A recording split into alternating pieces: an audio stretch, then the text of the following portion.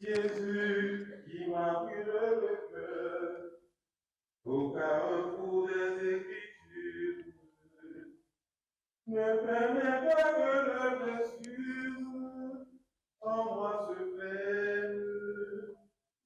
Tourne mes sens à l'intérieur, force mes pas à l'aventure, pour que le feu de ton bonheur à dos te prenne. Que le Seigneur nous pardonne nos péchés. Amen. Que le Seigneur nous accorde sa miséricorde. Chers frères et sœurs, il m'arrive souvent, en écoutant la lecture de la passion du Seigneur, de me mettre à pleurer. Je n'aimerais pas pleurer devant vous. Lorsque je serai dans ma chambre, je vais pleurer. Hein? Non, n'ayez pas peur. Je ne veux pas vous faire pleurer non plus. Les textes que nous venons d'écouter nous montrent comment, à cause de nos péchés, le Christ est offert sur la croix. Juste à cause de moi, juste à cause de toi. Quelle merveille! Qu'avons-nous fait pour mériter cette grâce? Rien. Simplement parce que le Seigneur nous a créés par amour et malgré nos faiblesses, il décide d'envoyer son Fils pour nous sauver. Que le nom du Seigneur soit béni. Amen. Je me permets de pouvoir recenser 3 personnages de la passion que nous venons d'écouter pour notre méditation. Le premier, Jésus lui-même, qui montre le véritable amour du Père pour ses fils. Il n'y a pas de plus grand amour que de donner sa vie pour ceux qu'on aime. Malgré les outrages, malgré les persécutions, malgré tout ce qu'il a eu à faire comme œuvre, on l'a tué. Juste pour que chacun de nous puissions mériter le royaume des cieux. Chers frères et sœurs, c'est à cause de nos péchés que Jésus souffre chaque fois lorsqu'il nous voit en train de désobéir. C'est à cause de nos désobéissances que chaque fois Dieu souffre. Ce récit émouvant doit susciter en nous une grande soif de conversion pour pouvoir mériter l'amitié avec le Seigneur, l'intimité réelle avec le Seigneur. Sans la conversion, nous ne pourrons pas arriver à cette amitié. Que le Seigneur nous donne la grâce. L'obéissance à l'amour même que Dieu nous a donné permet de pouvoir réaliser le bonheur du royaume des cieux sur cette terre.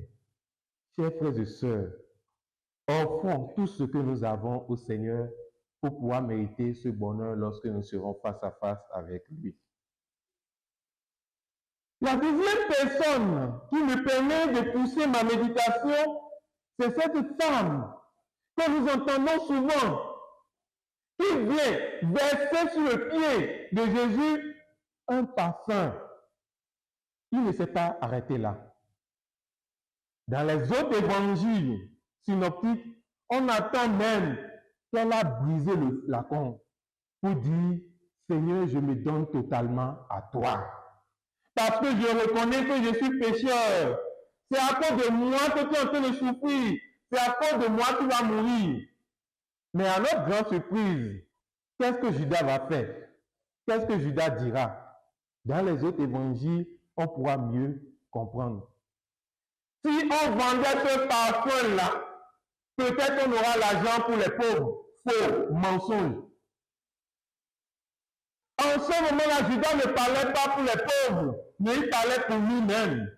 Parce que c'était lui qui avait la caisse commune. Et il enlevait déjà l'argent de temps en temps. Il veut continuer. C'est parce qu'il cherchait l'argent qu'il a livré le Christ.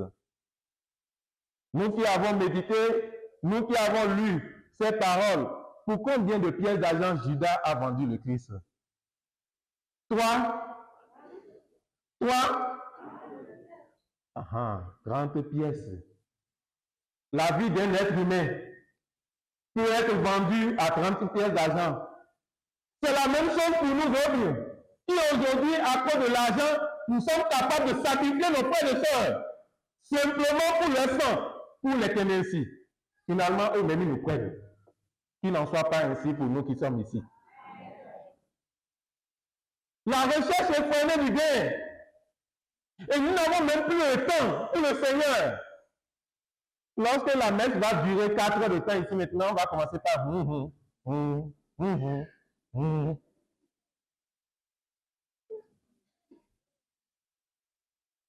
de temps, c'est déjà trop. Le prêtre là, il parle trop. Qui finit, on va partir. Pour aller faire quoi? Or, dans les commandements, c'est écrit quoi? Tu aimeras Dieu de tout ton cœur, de toute ton âme, de toute ton intelligence. Dieu doit être au cœur de ta vie. On met Dieu où? Vous allez me dire, mon père, s'il n'y a pas l'argent, est-ce qu'on peut manger pour t'écouter? C'est vrai ou bien c'est faux? Eh, c'est vrai, c'est pas sorti correctement. C'est vrai ou bien c'est faux? Mais je sais que pour vous, catholiques de Marie, ce n'est pas l'argent qui vous pousse. C'est ça, non? Applaudissez très fort pour vous-même d'abord.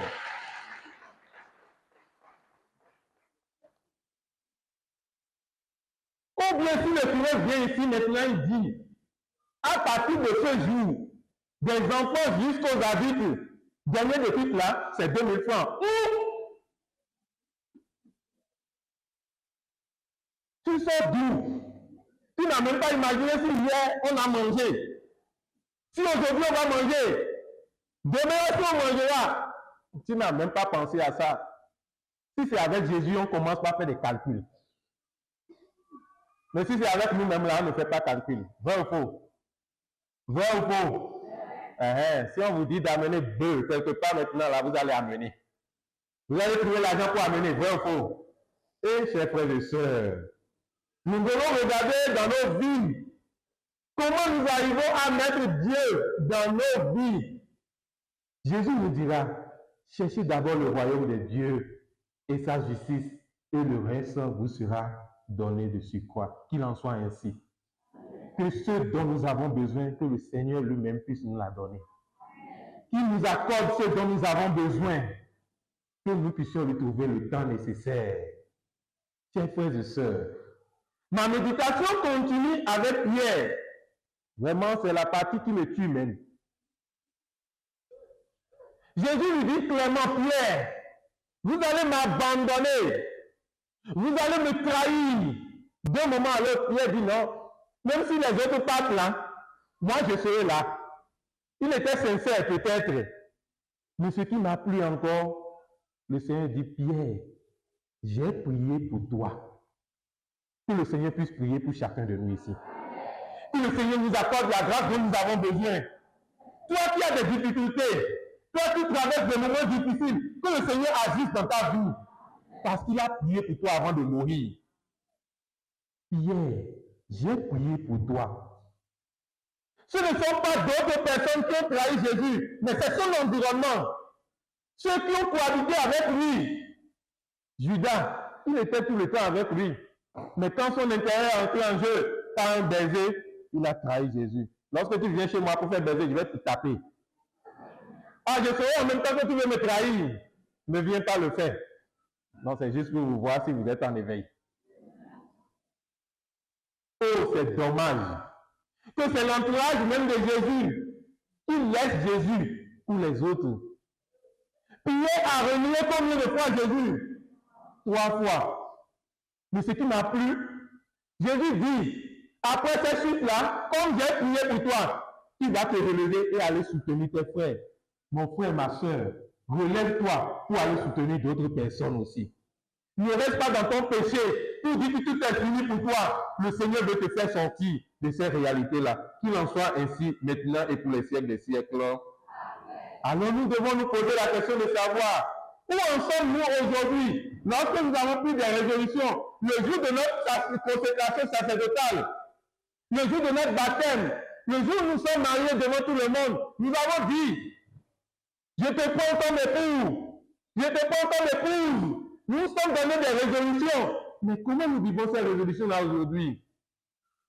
Le Seigneur dit, malgré ces faiblesses-là, revenez vers lui, priez, confiez-vous à lui et il vous le relèvera. Qu'il en soit ainsi pour chacun de nous. Je prie le Seigneur, dans cette fête de Rameau, qui nous ouvre à la semaine sainte, que lui-même nous donne la grâce pour pouvoir sortir de nos fragilités. Que lui-même nous accorde la grâce pour pouvoir sortir de nos découragements. Que son sang versé sur la croix puisse nous purifier en abondance. Que l'Eucharistie de ce jour nous engage vraiment dans cette semaine sainte à vivre la passion de Jésus pour le renouvellement de notre vie, maintenant et pour les siècles des siècles.